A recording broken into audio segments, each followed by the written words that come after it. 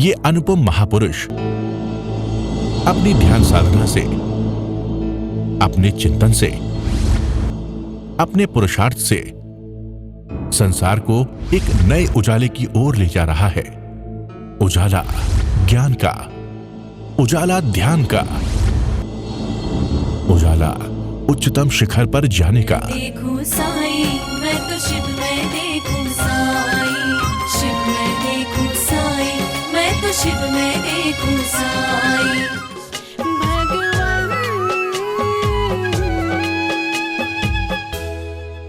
परमात्मा के बिना सब अधूरा है और तुम ही परमात्मा हो।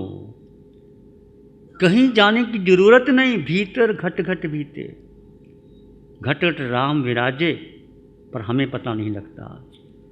इतना मोह है संसार में, उसमें ही लगे रहते हैं। थोड़ी खुशी मिलती है, हम कहते मज़ा आ गया।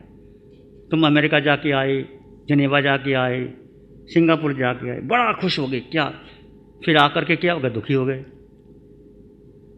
क्या तुम अमेरिका जाके खुश हो गए, सिंगापुर जाके खुशी मिल गई, कश्मीर जाके खुशी मिल गई? बोलो, खुश हो गए? क्षणिक सुख है, क्षणिक। वो एक मन में एक होता है। अमेरिका, मेरा मन भी था अमेरिका जाके आऊँ, मैं अमेरिका जाके आ गया। अब लगता ही कुछ नहीं। क्या है अमेरिका वाले, जैसे हिंदुस्तान जैसे अमेरिका क्या है? एक क्रेज़ होता है, वो क्रेज़ पूरी होती ना, बड़ा लगता है अच्छा, फिर कुछ नहीं। ऑल दीज इमोशंस, और जितना बढ़ते बढ़ती चली जाती है। पहले आदमी को एक साइकिल भी नहीं मिलती थी, खुश थे। मुझे याद है मेरे बड़े भाई की शादी हुई, एक साइकिल और रेडियो मिला था, बड़े खुश थे हम। एक साइकिल पर सभी चलते जाते थे। एक रेडियो घर में होता था, छोटा सा रेडियो, सारे खुशी मनाते थे। एक रेडियो और एक साइकिल। नंदन, एक रेडियो और साइकिल था। आज तेरे पास कितनी गाड़ियाँ आ गई, तो खुश है? खुशी इसमें नहीं है बच्चे।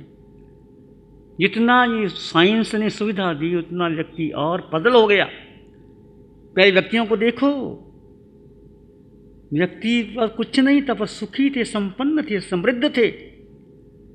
जो मिल गया खा लिया, सुख थे।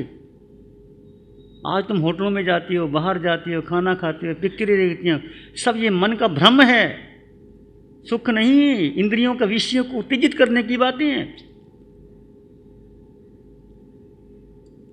तो पहले मन को साधो, मतलब अपने को जानो और देखो। फिर हम पहली मैं बात कह रहा हूँ कि एक आत्म तत्व को समझो, और मेरे कहने से नहीं, सच्ची साधना बढ़ेगी ना, स्वयं आप समझोगे, किसी के कहने से नहीं।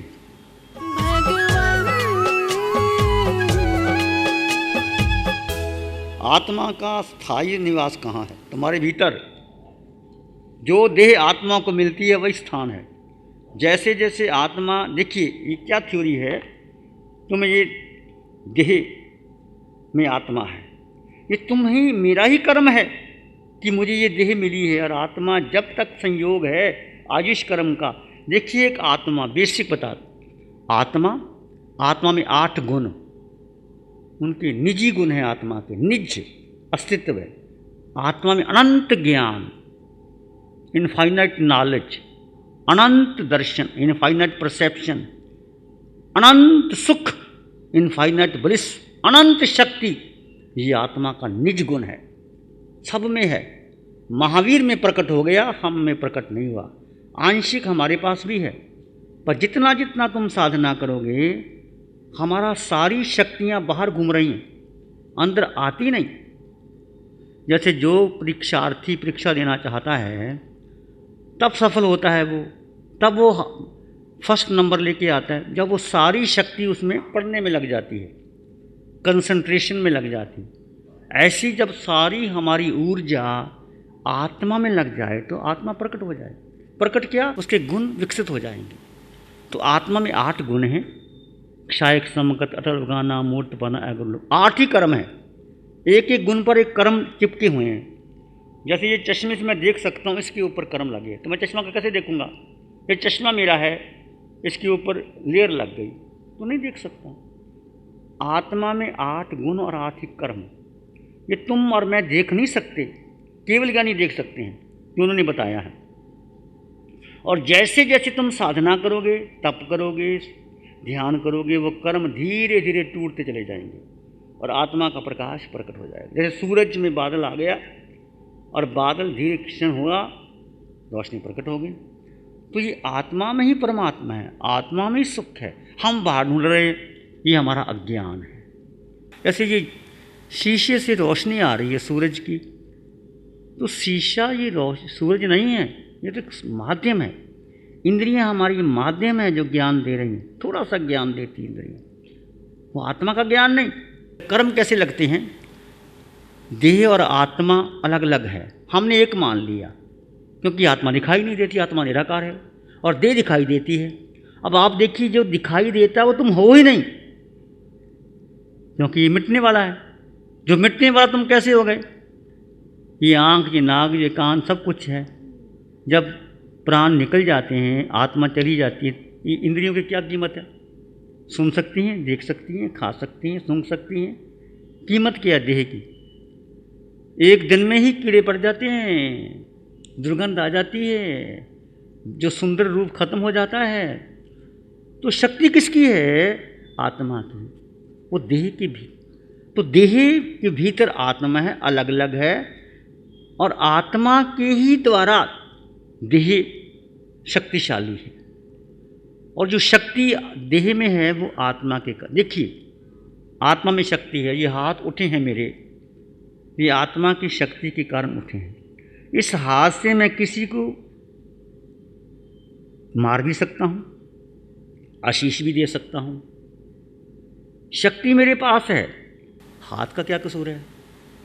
भीतर जो आत्मा ने विभाव दशा में चलेगी, वो कर्मों का बंधन हो गया।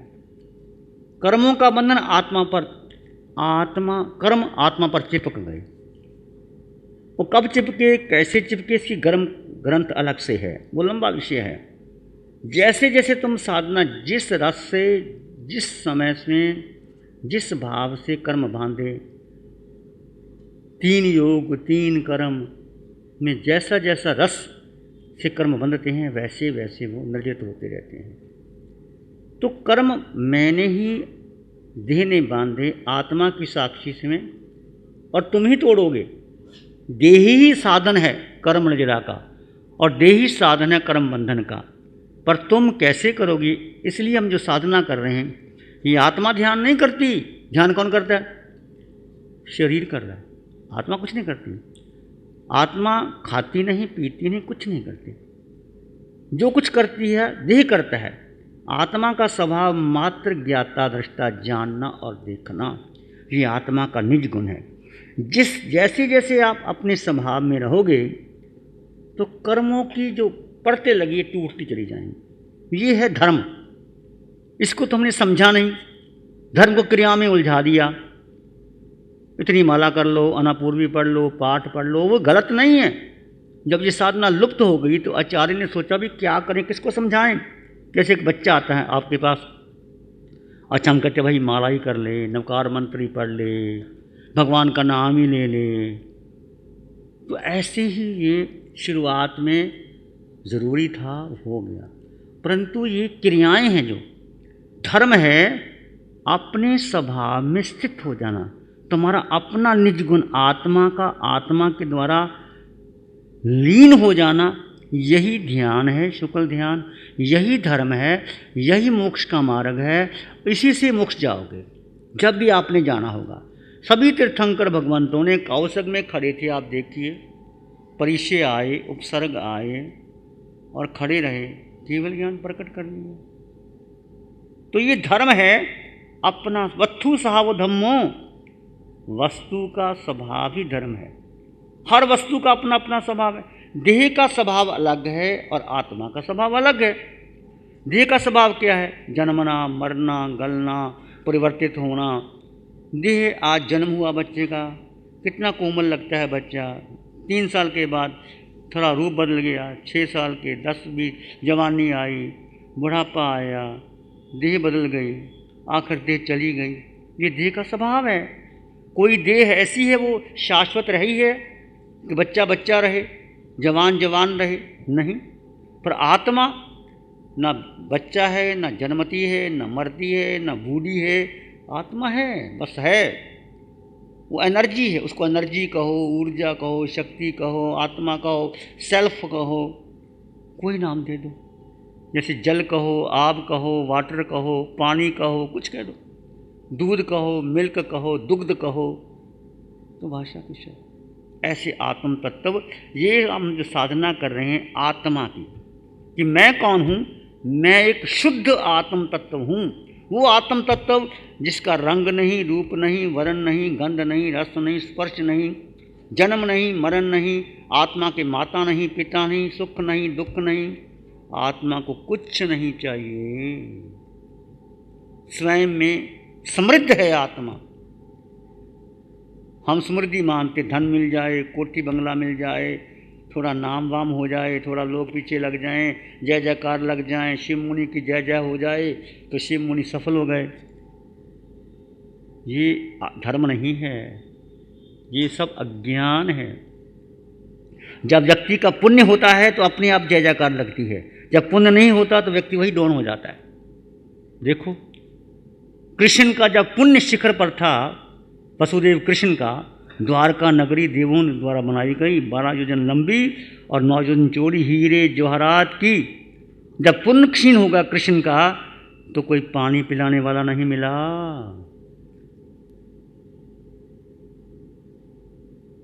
राम गयो रावण गयो जाके बहु परिवार, कह नानक फिर कुछ नहीं बालू ज्यों संसार। तो कहाँ कृष्ण था? कृष्ण का पुण्य था, शिखर पे नहीं था। और आपका कभी कभी पुण्य होता है, स्टार ऊपर होते हैं तो आपकी जय जयकार होती है, और पुण्य नहीं होता तो स्टार डाउन हो जाते हैं। ये सारा आपका पुण्य पाप का खेल है। उस हिसाब से ग्रह बनते हैं। उसी व्यक्ति का जन्म वही घर में होता है। किसी व्यक्ति का घर राजा में होता है, किसी का भिखारी के कुल में होता है। क्यों होता है? उसका अपना किया हुआ कर्म। तो ये सुख दुख तुमने ही पैदा किया है। तुम्हारा पुण्य होता है तो तुम कहते मैंने धन कमाया, जब धन चला जाता है तो मैं क्या करता, बेटे ने धन कमा दिया। हम किसी पर आरोपित करते हैं। सुख किया तो मैंने किया, दुख किया तो पड़ोसी ने किया। ये धर्म नहीं है, ये है, ये हम अज्ञान। समझ रहे हो? ये सच्चा धर्म समझो आप, और अपने आप होगा। हमने धर्म को गौण कर दिया। वृक्ष को पानी, जड़ को पानी देना था, जड़ को पानी देना भूल गए, पत्तों पत्तों को पानी दे रहे हैं। और पत्तों को पानी देने से क्या वृक्ष हरा भरा रहेगा? नहीं रह सकता। जड़ सींचो, धर्म की जड़ है तुम्हारा अपना निजी स्वभाव। ये वीतराग धर्म है। इसलिए वीतराग धर्म में कुछ नहीं चाहिए, न मंदिर, न मस्जिद, न गुरुद्वारा, न माला, न जप, कुछ नहीं। तुम स्वयं में स्थित हो जाओ। कहना आसान है, बहुत कठिन है। समझो इस धर्म को। समझ गया तो सब काम करो। जैन दर्शन ऐसा नहीं कहता कि तुम व्यापार बंद कर दो।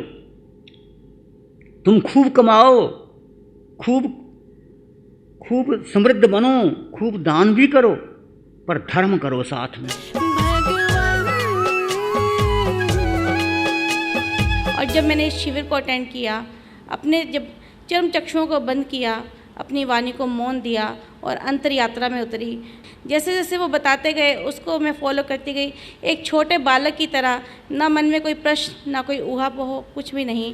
बस मैंने उसको फॉलो किया और मैं अपने मन की गहराइयों में अंतर उतरती चली गई और मेरे मन के प्रज्ञा चक्षु खुलते चले गए।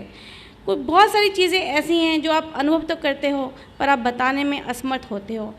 मन में इतनी शांति थी, ना तो मुझे किसी की याद आई, ना किसी से राग, ना द्वेष, ना मोह, ना माया, कुछ भी मेरे जीवन में इन 2 दिनों में नहीं बचा। और मैं इन 2 दिनों में इन सब चीज़ों से परे परे रही।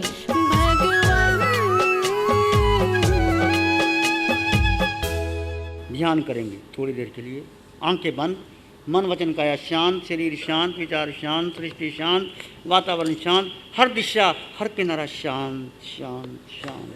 सिर के सिरे से पांव के मुठे तक अपने भीतर शुद्ध चेतना का एहसास कीजिए। तुम केवल आत्मा हो। आत्मा आत्मा मैं आत्मा, तुम आत्मा, सब और आत्मा आत्मा। वो आत्मा जो निराकार है, जो निर्विकार है, जो सुख समृद्धि से संपन्न है, परिपूर्ण है, वो तुम हो। दैट द वर्ड, वो तुम हो।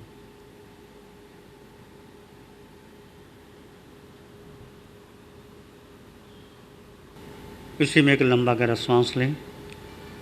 अरिहंत परमात्मा के चरणों में अनंत कृतज्ञता ज्ञापित करें। एक और लंबा गहरा श्वास। अरिहंत परमात्मा के चरणों में नमन और वंदन। दोनों हाथों को आंखों पे ले जाएं। हल्का सा स्पर्श, धीरे से आंखें खोल सकते हैं। श्री चत्तारी मंगलम, अरहंता मंगलम, सिद्धा मंगलम, साहू मंगलम, केवली त्वानातो धम्मो मंगलम। चत्तारी लोग उत्तमा, अरहंता लोग उत्तमा, सिद्धा लोग उत्तमा, साहू लोग उत्तमा, केवली त्वानातो धम्मो लोग उत्तमा। चत्तारी शरणं पवज्जामि, अरहन्ते शरणं पवज्जामि, सिद्धे शरणं पवज्जामि, साहू शरणं पवज्जामि, केवली प्रणतं धम्मं शरणं पवज्जामि। चारे शरण दुख हरण जगत में और न कोई होगा जो भव्य प्राणी उसका अजर अमर, उसका सदा ही मंगल।